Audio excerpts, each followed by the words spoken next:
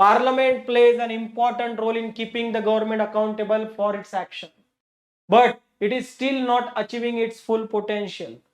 संसद सरकारच्या कृत्यांसाठी जबाबदारी ठेवण्यात महत्वाची भूमिका बजावते, पण ती पूर्ण क्षमतेने कार्य करत नाही. स्पष्ट करा. पहा या ठिकाणी काय म्हटलेलं आहे पहा, की सरकारच्या कृत्यांची जबाबदारी करण्यासाठी महत्वाचा रोल आहे बरं संसदेचा, की सरकारने जे काय केलेलं आहे त्याची जबाबदारी सुनिश्चित करणे, परंतु आपल्या पूर्ण क्षमतेने ते काम नाही करत आहे. प्रश्न किती मार्काचा आहे? 15 मार्काचा आहे. या ठिकाणी आपल्याला 3 गोष्टींबद्दल विचारलंय. पहिले तर कोणत्या चॅप्टर मधला इथं दिलेला आहे? संसद चॅप्टर मधला आहे. मग आपल्याला कोणकोणत्या गोष्टी या ठिकाणी मेन्शन करायच्या आहे? पहिली गोष्ट या ठिकाणी आपल्याला महत्वाची आहे की संसद सरकारच्या कृत्यांसाठी जबाबदारी ठेवण्यात महत्वाची भूमिका कशी बजावते. प्रश्नामध्ये दिलेलं आहे भूमिका बजावते, ती कशी बजावते ते सांगावं लागेल. त्यानंतर हे दुसरं वाक्य आपल्याला एक्सप्लेन करावं लागेल, पण ती पूर्ण क्षमतेने करत नाही. बाबा संसद का पूर्ण क्षमतेने जबाबदारी सुनिश्चित नाही करत आहे ते पण लिहावं लागेल. आणि आता क्वेश्चन मध्ये प्रॉब्लेम सांगितलेला आहे, तर मग उपाय पण लिहावं लागणार आहेत ना. त्यामुळे आपल्याला पहिलं वाक्य पहिले एक्सप्लेन करायचं, मग दुसरं वाक्य एक्सप्लेन करायचं. दुसऱ्या वाक्यामध्ये प्रॉब्लेम आहे, त्यामुळे थोडक्यात उपाय सुद्धा सांगावे लागतील की संसद कसं हे सुनिश्चित करू शकते उत्तरदायित्व. ओके, तर 3 मुद्द्यांवर आपल्याला या ठिकाणी फोकस करायचा आहे. ओके, चला कंटिन्यू करू. थांबायचं नाही आपल्याला. भरपूर गोष्टी आपल्याला पाहायच्या आहेत. 20 प्रश्न आपले ऑलरेडी झालेले आहेत. अजून भरपूर प्रश्न आपल्याला करायचे आहेत. अख्खा पॉलिटी कंप्लीट करून टाकायचा आहे आपल्याला. काहीच नाही ठेवायचं त्या पॉलिटी मधला. ओके, त्यामुळे नॉन स्टॉप कंटिन्यू. चला इंट्रोडक्शन. या ठिकाणी इंट्रोडक्शन मध्ये आपण काय लिहू शकतो? पार्लमेंटरी सिस्टम ऑफ गव्हर्नमेंट लिहू शकतो, की भारताने जे आहे संसदीय शासन पद्धती स्वीकारलेली आहे, ज्यामध्ये संसदेची जबाबदारी आहे सरकारचं उत्तरदायित्व सुनिश्चित करणे. ओके, हे आपल्याला दिलेलं आहे संसदीय शासन पद्धतीमध्ये. तुम्हाला एक्स्ट्रा टाकायचं असेल तुम्ही हे पण लिहू शकतात की बाबा ब्रिटनची वेस्टमिन्स्टर संसदीय शासन पद्धती स्वीकारली. ते आपल्या इंट्रोडक्शन मध्ये या ठिकाणी येऊन गेलं. चला आता इंट्रोडक्शन झाले, त्यानंतर आपल्याला लिहायचे मुद्दे. 3 हेडिंग बनतात, हे आपण ऑलरेडी पाहिलेलं आहे. चला मग आता मेन 3 हेडिंग. पहिलं की सरकारच्या कृत्यासाठी जबाबदेही मध्ये कशी महत्वाची भूमिका बजावली जाते संसदेकडून, ते पण आपल्याला लिहावं लागेल. त्यानंतर नेक्स्ट हेडिंग आपली कोणती असणार आहे, की ते सक्षमपणे का काम करत नाही. आणि तिसरी हेडिंग जी आपली बनणार आहे ती बनणार आहे उपायची. अशा 3 हेडिंग आपल्या ऑलरेडी बनलेल्या आहेत. चला इथे भूमिका, या ठिकाणी सक्षम का नाही, आणि त्यानंतर या ठिकाणी उपाय. 3 गोष्टी आपल्याला लिहायच्या आहेत. ओके, चला पहिले भूमिका. काय भूमिका आहे? या ठिकाणी कलम 75 मध्ये सांगितलेलं आहे की बाबा मंत्रिमंडळ सामूहिकरित्या संसदेला जबाबदार असते. बरोबर आले. या ठिकाणी संसदेची जबाबदारी. सरकार पडलेल्या सुद्धा आहेत मेजॉरिटी गेल्याने.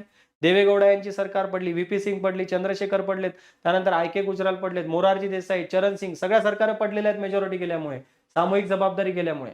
त्यामुळे या ठिकाणी संसद आपली जबाबदारी सुनिश्चित करत आहे मंत्रिमंडळाची. कलम 75 मध्ये सांगितलेलं आहे. एक. त्यानंतर संसदीय समित्या आहेत आपल्याकडे. संसदीय समित्या सरकारचे जे अहवाल आहेत त्यांचं विश्लेषण करते आणि त्याबद्दल रिपोर्ट देते, ज्याची चर्चा संसदमध्ये केली जाते. त्यानंतर आपल्याकडे प्रश्न तास, शून्य तास अशा प्रकारच्या महत्वाच्या गोष्टी आहेत ज्या ठिकाणी सरकारला प्रश्न विचारले जाऊ शकतात. त्यानंतर वेगवेगळ्या प्रकारचे ठराव मांडले जाऊ शकतात. लक्षवेधी ठराव, तहकूब ठराव, असे ठराव सुद्धा मांडले जाऊ शकतात सरकारला एका विशिष्ट गोष्टीवर चर्चा करून घेण्यासाठी, ते घडवून आणण्यासाठी. ते सुद्धा आपल्याला या ठिकाणी दिसून येते. त्यानंतर विधेयक पास करण्याचा अधिकार हा फक्त संसदकडे आहे. त्यामुळे अध्यादेश जरी जारी केला तरी त्या अध्यादेशाला संसदकडून पास करूनच घ्यावं लागते. त्यानंतर धन विधेयक आहे. धन विधेयक जर पास करायचं असेल तर सरकारला संसदेमधूनच पास करावं लागते. म्हणजे 1 रुपये जरी यूज करायचा असेल, 1 रुपया ज्या सरकारच्या संचित निधीमधून, तरी सुद्धा या ठिकाणी पहिले संसदेला विचारावं लागते. त्यामुळे सरकार इथे संसदेची भूमिका आहे, परंतु सक्षमपणे का काम करत नाही त्याचे मुद्दे आपल्याला लिहायचे आहेत ना. मग का काम करत नाहीये, चला या ठिकाणी आपल्याला त्याचे पण मुद्दे लिहायचे आहे. पहिली गोष्ट, लोकसभेमध्ये सरकारचीच मेजॉरिटी आहे आणि बऱ्यापैकी राज्यसभेमध्ये सुद्धा सर्वात जास्त सीट सरकारच्या रुलिंग पार्टीचे आहेत. मग त्या ठिकाणी कायदे पास होऊन जातात. मग सरकारचं कसं सुनिश्चित करणार आहे तुम्ही उत्तरदायित्व. त्यानंतर धन विधेयक जे आहे, धन विधेयक फक्त लोकसभेमध्येच पास होते आणि लोकसभेतच या ठिकाणी पास होत असल्यामुळे सरकार कोणतंही धन विधेयक पास करू शकते, पैशाचा वापर कसाही करू शकते. त्यानंतर जे संसदीय समित्या आहेत, त्या समित्यांच्या सगळ्या शिफारसी फक्त सल्लागार स्वरूपाच्या आहेत. मग त्यांच्या शिफारसी जर सल्लागार स्वरूपाचे असणार आहेत तर सरकार त्याला सिरियसली घेणार आहे का? तो सुद्धा आपल्याला प्रॉब्लेम दिसून येतो. राईट. त्यानंतर या ठिकाणी प्रश्नता शून्य तास आहे, परंतु सरकार याबद्दल गंभीर नसते किंवा उत्तरे जे फार गंभीरपणे दिल्या जात नाही, हा सुद्धा प्रॉब्लेम दिसून येतो. त्यानंतर अजून आपल्याला काय प्रॉब्लेम आहे, जे आपले सगळे खासदार आहेत, सगळे खासदार यामध्ये अशिक्षितता सुद्धा दिसून येते, अजागरूकता सुद्धा दिसून येते आणि त्यांच्यामध्ये स्किल सुद्धा नसते. ते तेवढे अनुभवाची सुद्धा कमी दिसून येतात, शिक्षणाची सुद्धा कमी दिसून येते. चांगले प्रश्न विचारले जाऊ शकत नाही, चांगले कायदे केले जाऊ शकत नाही. त्यानंतर आपल्याकडे जे क्रिमिनलायझेशन आहे, जे गुन्हेगारीकरण आहे, ते खासदारांमध्ये दिसून येते. 43% लोकसभेतले खासदारांवर क्रिमिनल केसेस आहेत, 43% खासदारांवर. मग अशा सिच्युएशन मध्ये कशी ते आपले सक्षमपणे काम करतील? पहा, मुद्दे कुठून बाहेरून आणलेले नाहीत, हे तेच मुद्दे जे तुम्हाला ऑलरेडी माहित आहे. मला माहित आहे तुम्ही प्रिलिम पास झाले म्हणजे तुमच्यात कॅपॅसिटी भरपूर आहे, असेच नाही पास झाले तुम्ही. त्यामुळे हे जे मुद्दे आहेत हे मुद्दे तुम्हाला ऑलरेडी माहितच आहेत. असं नाहीये की हे मुद्दे तुम्हाला माहित नाहीत. फक्त काय आहे की आता थोडस या विश्लेषणाच्या दृष्टीने मुद्दे वापरायचे कसे ते आपण इथे शिकतो. चला आता उपाय काय करू शकतो आपण? उपाय पण करावे लागतील आपल्याला.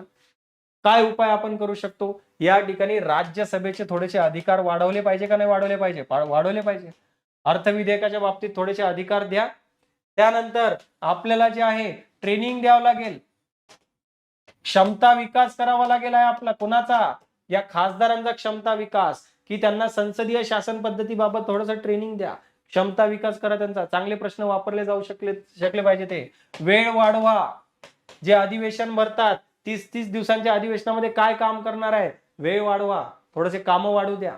त्यानंतर आपल्या संसदीय समिती जे आहेत, संसदीय समित्यांच्या ज्या शिफारसी आहेत त्या लागू करणे सरकारला बंधनकारक करून टाका. त्यांना फक्त जर शिफारसी म्हणून ठेवलं तर काहीच कामाचं नाहीये ते. त्यामुळे ते सुद्धा तुम्हाला करणे सध्या आवश्यक आहे. ओके. त्यानंतर आपले जे सभापती जे निवडले जातात लोकसभेमध्ये, त्या सभापतीच्या निवडीमध्ये विरोधी पक्षाला सुद्धा समान हक्क असायला पाहिजे. इथे डायरेक्ट मेजॉरिटीने निवडला जातो, सरकारचा माणूस तिथे बसून जातो, सगळा प्रॉब्लेम. मग या गोष्टी व्हायला नको. राईट. त्यामुळे हे उपाय करणे आवश्यक आहे. त्यातलेच तुम्ही थोडेसे 1-2 उपाय या ठिकाणी सुद्धा लिहू शकतात. जसं की अर्थ विधेयकाच्या बाबतीमध्ये अधिकार विरोधी पक्षाला सुद्धा अजून देणे किंवा राज्यसभेला देणे वगैरे 1-2 उपाय तुम्ही इथे कन्क्लुजन मध्ये इथे वापरल्या जाऊ शकतात. किंवा अजून एक चांगलं कन्क्लुजन मला आठवलंय, एक कमिटी आहे व्यंकटचलैया कमिटी. व्यंकटचलैया, पहा आताच बोलता बोलता मला आठवलेली कमिटी आहे. व्यंकटचलैया कमिटी एक होती, अटल बिहारी वाजपेयी सरकार होती त्यावेळेस बनवली होती. तर या कमिटीने जे कोणत्या शिफारसी दिलेल्या आहेत त्या शिफारसीची अंमलबजावणी करणे आवश्यक आहे म्हणून सुद्धा तुम्ही लिहू शकतात. एक नवीन कमिटी अजून आपल्याकडे आली, व्यंकटचलैया. वेगवेगळ्या कमिट्या येतच आहेत, सगळ्या कमिटीचा आपल्याला एक प्रॉपर आपल्याला वापर करून घ्यायचा आहे या ठिकाणी.